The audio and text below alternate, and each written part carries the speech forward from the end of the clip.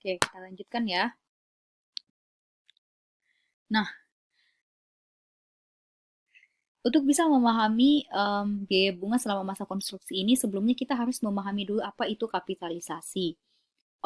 Karena berkaitan dengan biaya bunga selama masa konstruksi, ini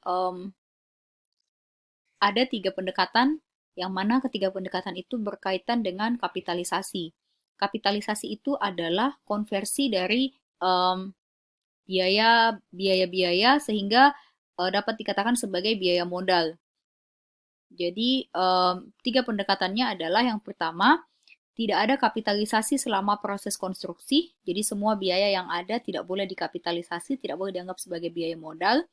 Kemudian yang kedua adalah memasukkan dalam konstruksi dengan semua biaya atas dana yang digunakan, baik dapat diidentifikasi maupun tidak dapat diidentifikasi.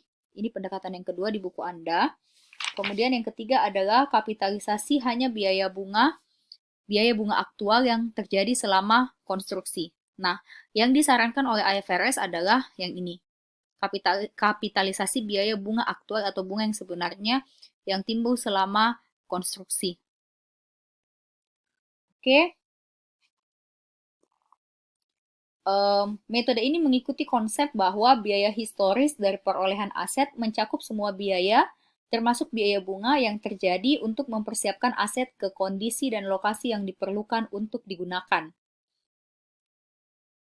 Dasar pemikiran untuk pendekatan ini adalah bahwa aset tersebut tidak menghasilkan pendapatan selama konstruksi. Oleh karena itu, perusahaan harus menunda atau mengapitalisasi biaya bunga. Jadi ditunda dulu um, biaya bunga. Setelah pembangunan selesai, aset tersebut siap untuk digunakan dan perusahaan dapat memperoleh pendapatan. Pada titik ini, perusahaan harus melaporkan bunga sebagai beban dan mengaitkannya dengan pendapatan. Perusahaan harus membebankan semua biaya bunga yang terjadi dalam pembelian aset yang siap untuk digunakan. Untuk menerapkan pendekatan ini, perusahaan mempertimbangkan 3 hal. Yang pertama,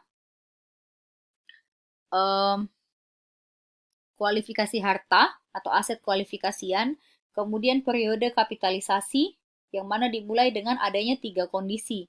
Yang pertama, pengeluaran untuk aset tersebut telah mulai dilakukan, kemudian aktivitas yang diperlukan untuk menjadikan aset siap untuk digunakan atau dijual itu sedang berlangsung, dan biaya bunga yang sedang dikenakan.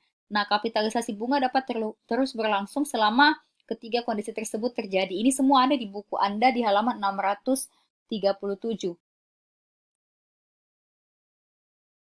Nah, untuk masalah aset kualifikasian atau kualifikasi aset, kualifikasi harta, itu berkaitan dengan untuk memenuhi syarat kapitalisasi bunga, aset harus membutuhkan waktu yang cukup lama untuk menjadikan aset tersebut siap untuk digunakan atau dijual. Jadi seperti yang tadi saya bilang untuk konstruksi itu kan biasanya waktunya cukup lama. Jadi harus dianggap masuk ke kualifikasi aset yang bisa dikapitalisasi kalau um, waktu yang dibutuhkan itu cukup lama untuk membuat aset tersebut siap. Kemudian jumlah kapitalisasi. Kita lihat satu-satu ya. Ini tadi ada semua di buku Anda. Di periode kapitalisasi itu berakhir pada saat aset sudah selesai dan siap digunakan, itu sudah selesai dibangun. Kemudian masalah jumlah kapitalisasi, mengkapitalisasi mana yang lebih rendah antara. Jadi kita nanti akan memilih, nanti Anda akan diberikan contoh soal, dijelaskan contoh soal, mana yang lebih rendah antara biaya bunga aktual atau versus biaya yang dapat dihindarkan. Nah, biaya yang dapat dihindarkan itu adalah biaya bunga yang terjadi selama periode konstruksi yang secara teoritis dapat dihindarkan jika pengeluaran untuk aset tidak dilakukan. Jadi yang mana yang lebih rendah, itulah yang diakui atau dibuatkan nanti jurnalnya. Ternyata di sini tidak ada contohnya, maka nanti untuk contoh Anda harus melihat di buku Anda halaman 638, mulai dari halaman 638. Semoga semuanya punya, kalau tidak punya besok mungkin nanti di-share di grup fotonya bagi yang punya. Halaman 638 kita bahas sambil membaca saja. Untuk menerapkan konsep bunga yang dapat dihindari, ya yang tadi, ini bunga yang dapat dihindarkan atau avoidable interest, perusahaan harus menentukan jumlah potensi bunga yang mungkin dikapitalisasi selama periode akuntansi dengan cara mengalihkan suku bunga yang sesuai dengan akumulasi pengeluaran rata-rata tertimbang untuk mengkualifikasikan aset selama periode berjalan. Nah, berkaitan dengan akumulasi pengeluaran rata-rata tertimbang, perusahaan itu membobotkan pengeluaran konstruksi dengan jumlah waktu. Jadi misalnya sebagian dari 1 tahun atau periode akuntansi. Jadi nanti dibagi per 12 seperti itu. Yang dikenakan biaya bunga atas pengeluaran. Contoh, Hanren Company memutuskan untuk membangun jembatan yang diperkirakan akan membutuhkan waktu 17 bulan untuk penyelesaian, mulai tahun 2011. Perusahaan ini melakukan pembayaran berikut kepada kontraktor pada 2011. Tanggal 1 Maret dia bayar 240.000, tanggal 1 Juli dibayar 480.000, dan 360.000 pada tanggal 1 November. Perusahaan menghitung akumulasi pengeluaran rata-rata tertimbang untuk tahun yang berakhir 31 Desember sebagai berikut. Lihat, tanggal ini ada 1 Maret, 1 Juli, dan 1 November dengan jumlah masing-masing. Nah, dikali dengan periode kapitalisasi. 1 Maret, 240.000 kali 10 per 12. Kenapa bisa? Ini diperoleh dari 1 Maret, 1 April, 1 Mei, 1 Juni, 1 Juli, 1 Agustus, 1 September, 1 Oktober, 1 November, dan 1 Desember. Itu kira-kira selama 10 bulan. Kemudian 1 Juli itu juga dari 1 Juli sampai akhir Desember. Kemudian 1 November itu 1 November sampai akhir Desember. 1 November ke 1 Desember, lalu 1 Desember ke 31 Desember. Nah, dikalikan lalu didapatkan akumulasi pengeluaran rata-rata tertimbang sebesar kira-kira, bukan kira-kira, tapi sebesar $500.000. Untuk menghitung akumulasi pengeluaran rata-rata tertimbang, Hanren membobot pengeluaran dengan jumlah waktu yang dikenakan biaya bunga pada masing-masing pengeluaran tersebut. Untuk pengeluaran 1 Maret, Hanren mengaitkannya dengan biaya bunga selama 10 bulan, dan seterusnya. Suku bunga. Masalah suku bunga. Perusahaan mengikuti prinsip-prinsip dalam memilih suku bunga yang sesuai untuk diterapkan pada akumulasi pengeluaran rata-rata tertimbang. Sebagai berikut. 1. Untuk porsi akumulasi pengeluaran rata-rata tertimbang yang jumlahnya lebih kecil dari atau sama dengan setiap jumlah yang dipinjam secara khusus untuk membiayai pembangunan aset dengan menggunakan suku bunga yang dikenakan atas pinjaman fisik, dan seterusnya. Untuk porsi akumulasi pengeluaran rata-rata tertimbang dan seterusnya mohon Anda baca. Saya mau langsung jelaskan ilustrasi 10.3 halaman 639. Menunjukkan perhitungan tingkat kapitalisasi atau rata-rata tertimbang suku bunga untuk utang yang lebih besar dari jumlah yang dikenakan secara khusus untuk membiayai pembangunan aset. Ini contoh ya, jadi tidak ada kaitannya dengan Hanren tadi. Jadi contoh, ada Wesel dengan tingkat bunga 12%, dan jangka waktunya adalah 2 tahun. Pokok Weselnya adalah 600.000. Jadi 600.000 per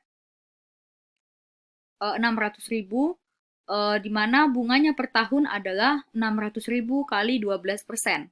Oke, itu adalah 72.000 per tahun. Kemudian, jadi ini dihitung kapitalisasi per tahun ya. Kemudian obligasi 9% dengan jangka waktu 10 tahun. Pokok obligasinya adalah 2 juta. Jadi 2 juta kali 9%, maka bunga per tahunnya adalah 180.000. Begitupun dengan obligasi 7,5% jangka waktu 20 tahun, pokok obligasi 5 juta, maka bunganya adalah 5 juta kali 7,5%. Bunga tahunannya adalah 375.000. Jadi untuk mengetahui tingkat kapitalisasi, cara hitungnya adalah dengan menghitung total bunga keseluruhan per tahun dibagi dengan total pokok keseluruhan. Oke, maka tingkat kapitalisasi per tahun adalah 8,25%. Kemudian, ini contoh komprehensif kapitalisasi bunga. Untuk menggambarkan masalah yang berkaitan dengan kapitalisasi bunga, asumsikan tanggal 1 November 2010, Favor Construction Co. dikontrak oleh Shala Company untuk membangunkan gedung senilai $1.400.000 di atas tanah seharga $100.000. Dibeli dari kontraktor dan termasuk, garis bawah ini, dibeli dari kontraktor dan termasuk dalam pembayaran pertama. Shala melakukan pembayaran kepada perusahaan konstruksi selama 2011 sebagai berikut. Oke, jadi dia mulai bayar di 1 Januari 2011. 1 Januari dia bayar 210.000, di mana dalam 210.000 itu, tolong diingat, dalam 210.000 itu termasuk di dalamnya 100.000 untuk membeli tanah. Oke, kemudian 1 Maret dia bayar 300.000, 1 Mei 540.000, dan 31 Desember dia bayar 450.000. Sehingga total keseluruhan 1.500.000. Di mana 1.500.000 ini kalau kita uraikan kembali, ini adalah total untuk membeli gedung senilai 1.400.000 ditambah dengan tanah seharga 100.000. Oke, Favor Construction menyelesaikan gedung yang siap huni pada tanggal 31 Desember 2011. Shala memiliki utang beredar pada tanggal 31 Desember 2011 sebagai berikut. Jadi ini dia mau laporkan dalam laporan keuangannya, sehingga pencatatan jurnalnya pun ada di setiap tanggal pembayaran. Tapi untuk kapitalisasi bunganya nanti dihitung pada tanggal 31 Desember setelah proyek ini selesai atau siap digunakan. Nah, utangnya Shala sampai 31 Desember yang pertama, Wesel dengan bunga 15%, jangka waktu ini yang berkaitan dengan utang konstruksinya ya. Wesel dengan bunga 15%, jangka waktu 3 tahun untuk membiayai pembelian tanah dan pembangunan gedung tertanggal 31 Desember 2010. Jadi pada saat dia kontrak. Dengan bunga dibayar per tahun pada tanggal 31 Desember, bunganya adalah sebesar 750.000. Oke. Kemudian utang lainnya yang tidak berkaitan langsung dengan konstruksi adalah Wesel bayar dengan bunga 10% jangka waktu 5 tahun tertanggal 31 Desember 2007 dengan bunga dibayar per tahun pada tanggal 31 Desember sebesar 550.000 bunga tahunannya. Kemudian 3, obligasi dengan bunga 12%, jangka waktu 10 tahun yang diterbitkan pada 31 Desember 2006 dengan bunga dibayar per tahun pada tanggal 31 Desember tersebut adalah 600.000. Oke?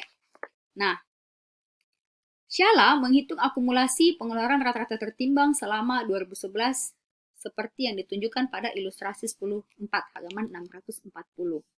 Oke, jadi itu pengeluarannya dia dari 1 Januari, 1 Maret, 1 Mei, dan 31 Desember. 1 Januari 210.000, jadi 1 Januari ke tahun berikutnya itu 12 bulan. Kemudian 1 Maret ke akhir tahun itu adalah 10 bulan, dan 1 Mei itu ke akhir tahun adalah 8 bulan. 31 Desember itu yang terakhir, maka tidak lagi dihitung kapitalisasinya karena sudah selesai atau siap nih bangunannya pada saat itu. Cara hitungnya tadi sama seperti yang sudah saya jelaskan. Kemudian tapi di catatan di halaman 640 di bawah tabel 10.4, perhatikan bahwa pengeluaran yang dilakukan pada tanggal 31 Desember yang merupakan hari terakhir tahun berjalan tidak memiliki biaya bunga karena sudah selesai. Shala menghitung bunga yang dapat dihindari seperti yang ditunjukkan pada ilustrasi 10.5. Oke, jadi ini langkahnya. Langkah yang pertama, hitung dulu rata-rata tertimbangnya. Langkah yang kedua, kita hitung berapa kira-kira bunga yang dapat dihindari dengan menggunakan perhitungan suku bunga. Jadi di sini